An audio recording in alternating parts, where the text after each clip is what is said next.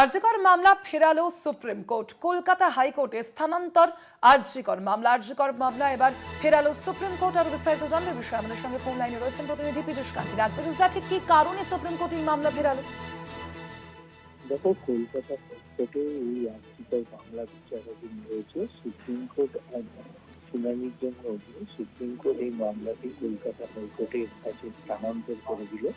অর্থাৎ নির্যাতিত চিকিৎসকের ধর্ষণ এবং হত্যার যে মূল মামলাটি সুপ্রিম কোর্টে চলছিল তা কিন্তু স্থানান্তরিত হলো কলকাতা হাইকোর্টে। বিচারপতি এম সুন্দরেশ এবং বিচারপতি সতীশ চন্দ্র শর্মার বেঞ্চ সমস্ত নথি কলকাতা হাইকোর্টে পাঠানোর নির্দেশ জারি করেছেন।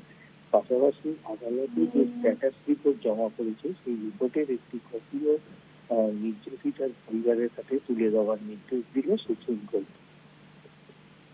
ধন্যবাদ পীযূষ দা।